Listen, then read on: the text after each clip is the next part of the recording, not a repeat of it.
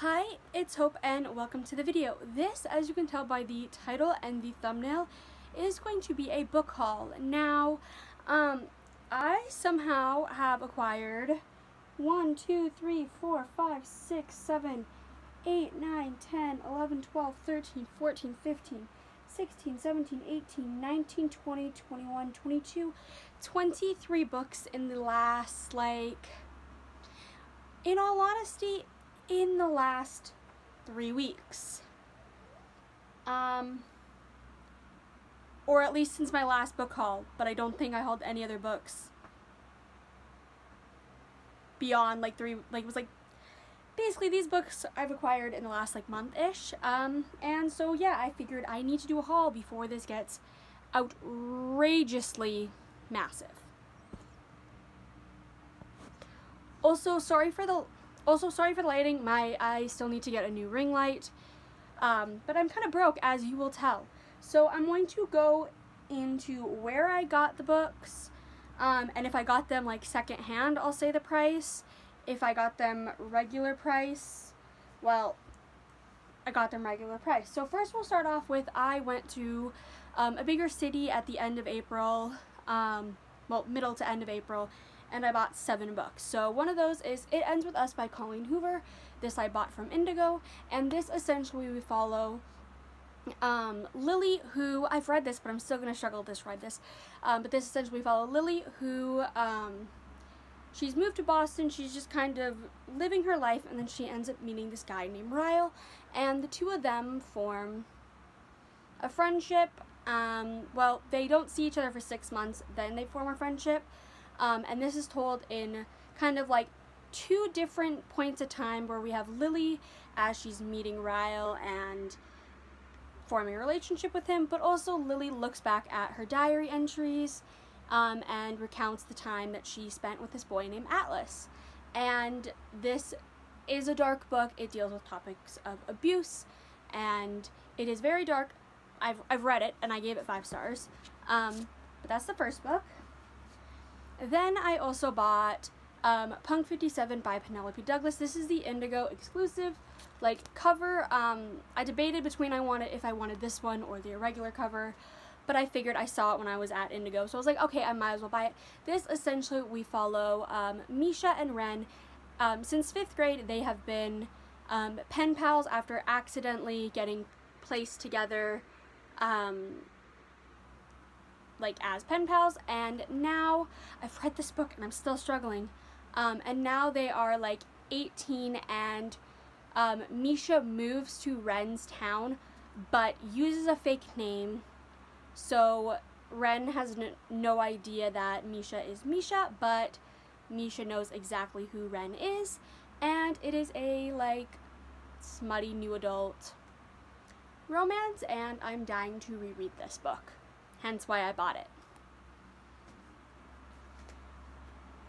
Then I also bought Titonic by Brandon Sanderson. This is the 3rd book in the Skyward. I don't even know how many books are going to be in it, but this is the 3rd book. The first book is Skyward, where we follow Spencer, who she just wants to be a pilot, as we are on a planet that gets attacked, and the pilots fight to save the planet basically. Spencer really wants to be a pilot, but her father abandoned his post, and so she is now basically labeled the coward's daughter, and everybody is trying to do everything to not allow her to become a pilot, in fear that she will do the same thing her father did and put people in danger. And this is the 3rd book. I've heard that this series is slowly going downhill, but I still have hope that it will be good. I do still need to read the novellas that come before this, but those I will probably be reading digitally, as my library has them. So yeah. And the final book that I bought at Indigo that day is The Atlas 6 by Olivia Blake. This essentially, we have 6 people who are highly trained magicians, and they are fighting for this spot in the Alexandrian Society, which is an elusive exclusive group. And essentially the 6 of them fight for this spot, but only 5 can get in? or something like that. I will be reading this. This actually might be my next read. And so, yeah, I love this cover. It's so simple, yet like not at the same time, and it's just so beautiful. I also went to a thrift store and I grabbed 2 books. So the first one is Happily Ever After by Kira Cass. This is the like novella bind up for the Selection series, and I have read this. I had it digitally, but I saw it at the thrift store and I decided to buy it as it was like $4.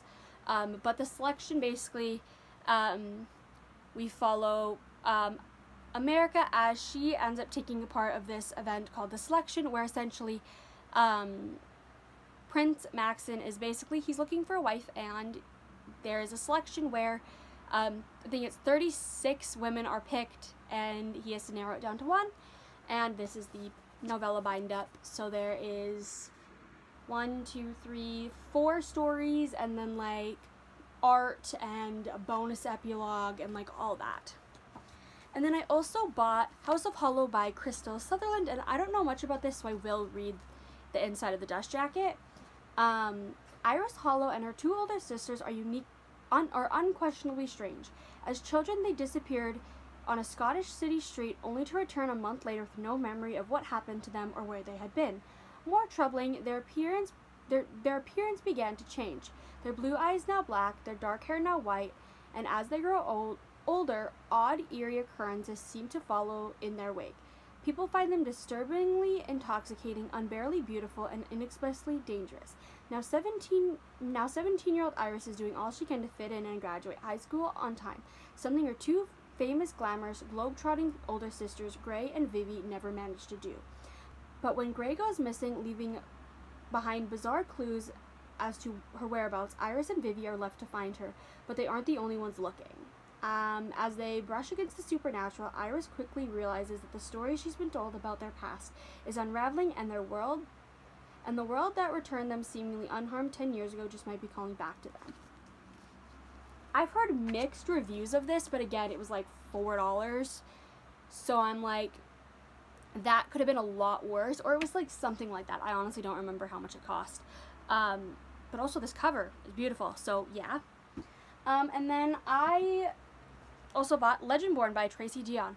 I was debating buying this at Indigo. But then we went to Walmart after and I saw it there and I was like, that is a sign that I needed to buy this book.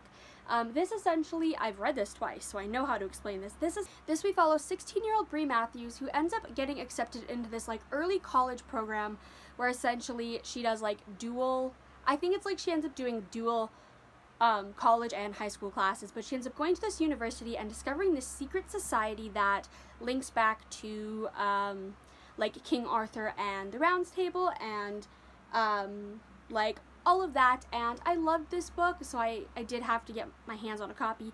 I'm also like, this has like a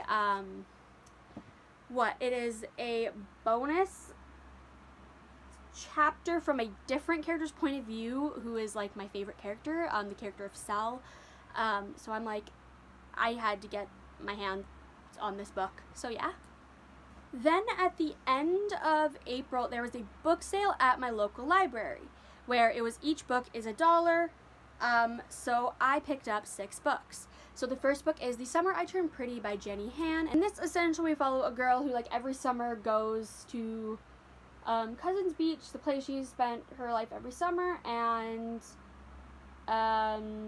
it's literally just kind of almost like a love triangle between her and 2 brothers, and I don't know, this is being adapted by, is it Amazon? It's being adapted by a streaming service, so yeah. I didn't know it was being adapted until after I bought the book, but yeah. The next book was Love and Other Trainwrecks by Leah Conan, and this essentially, it's like, we have these 2 people that end up on this train. The train ends up being stuck in the middle of a snowstorm, and we have our 2 characters that have to Like, they just kind of meet, and I honestly have no idea other than that. It was $1, so, like, if I hate it, I hate it, but Goodreads does have, like, based on Goodreads, it's gonna be like a mediocre read, which honestly, sometimes you just kind of need a mediocre read. The next book is Daisy Jones and the Six by Taylor Jenkins Reid. And I don't know much about this book, so, like, I've heard things, but I can't describe it, so I'm just going to read the inside of the weird flap that this paperback has. Daisy is a girl coming of age in LA in the late 60s, sneaking into clubs on the Sun Strip, sleeping with rock stars, and dreaming of singing at the Whiskey A Go Go. The sex and drugs are thrilling, but it's the rock and roll she loves most. By the time she's 20, her voice is getting noticed, and she has a kind of heedless beauty that makes people do crazy things. Also getting noticed is the Six, the band led by the brooding Billy Doon. On the eve of their first tour, his girlfriend Camilla finds out she's pregnant, and with the pressure of impending fatherhood and fame, Billy goes a little wild on the road. Daisy and Billy cross paths when a producer realizes that the key to supercharged success is what put the two together. But what happens next will become the stuff of the legend, and it's told in, like, interview format of, like, asking about what has happened and, like, why the band broke up or something like that. I've heard it's good, so I bought it. And the last three books that I bought at the book sale was the whole Wolves of Mercy Falls series by Maggie Stiefvater. First, I saw that they had Forever, and I was like, oh, that's the third book. Then I saw Linger, and I was like, oh, if they have the first book, I'll grab it. Then I saw Shiver. Shiver, I don't know anything about, really. So, The Cold. Grace has spent years watching the wolves in the woods behind her house. One yellow-eyed wolf, her wolf, watches back. He feels deeply familiar to her, but she doesn't know why. The heat. Sam has lived two lives. As a wolf, he keeps the silent company of a girl he knows, and then for a short time each year, he is human, never daring to talk to Grace, until now. The Shiver. For Grace and Sam, love has always been kept at a distance, but once it's spoken, it cannot be denied. Sam must fight to stay human, and Grace must fight to keep him, even if it means taking on the scars of the past, the fragility of the present, and the possibility of the future. It's like a standard, like, YA fantasy, but again, you can't go wrong for $1 each, so $3 in total. Then I also went to a different book sale at the beginning of May, and I bought 2 books. One of those was My Dark Vanessa by Kate Elizabeth Russell. This, I don't know much. We follow somebody who, when she was 15 years old, she was in a relationship with her teacher at school, and she thought it was normal. And then now we're looking back, like, 17 years later, and the realization of that was wrong. And I've heard this is really, really hard-hitting. I originally, like, this is the book that I said, like, oh, I might read at some point, but that some point isn't now. So then when I saw it and it was $1, I was like, I might read it someday, so I might as well have a copy of it if I can get it that cheap. And yeah, like, but this is one I'm, like, right now not in the mind space for, but, like, who knows, I might be in that mind space in a little bit.